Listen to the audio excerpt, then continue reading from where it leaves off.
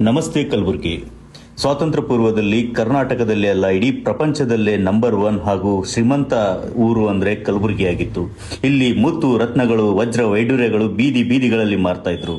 ಅಷ್ಟೊಂದು ಶ್ರೀಮಂತಿಕೆಯ ಹಿನ್ನೆಲೆ ಏನಾಗಿತ್ತು ಗೊತ್ತಾ? ಅದರ ಬೆನ್ನೆಲುಬೇ ಒಕ್ಕಲುತನ. ಅದು ಕೂಡ ಮಳೆ ಆಧಾರಿತ ಸಾವಯವ ಕೃಷಿಯಾಗಿತ್ತು. ಆದರೆ ಇಂದು ಆಧುನಿಕತೆ ಹಾಗೂ ಪಾಶ್ಚಿಮಾತ್ಯರ ಜೀವನ ಶೈಲಿಯ ಬೆನ್ನು ಹತ್ತಿದ ನಮ್ಮ ಜನ ಸಾವಯವ ಕೃಷಿಯನ್ನು ಮರೆತು ಬಿಟ್ಟಿದ್ದಾರೆ. ಕೇವಲ ಸಾವಯವ ಕೃಷಿಯಲ್ಲ, ಇಡೀ ಕೃಷಿಯನ್ನೇ ಮರೆತು ಬಿಟ್ಟಿದ್ದಾರೆ. ಕೃಷಿಯನ್ನು ಸಹ ಇಂದು ವ್ಯವಹಾರವನ್ನಾಗಿ ಮಾಡಿಕೊಂಡಿದ್ದಾರೆ.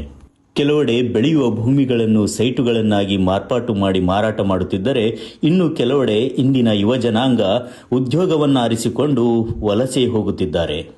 ಇದು ಹೀಗೆ ಸಾಗಿದರೆ ನಮ್ಮ ಮುಂದಿನ ಪೀಳಿಗೆಗೆ ನಾವು ಕೃಷಿಯನ್ನು ಟಿವಿಗಳಲ್ಲಿ, ಸಿನಿಮಾಗಳಲ್ಲಿ, ಕತೆಗಳಲ್ಲಿ ಮಾತ್ರ ಹೇಳಬೇಕಾಗುತ್ತದೆ. ಅದನ್ನು ಸಹ ಪುರಾಣದ ಕತೆಗಳ ತರ ಅವರು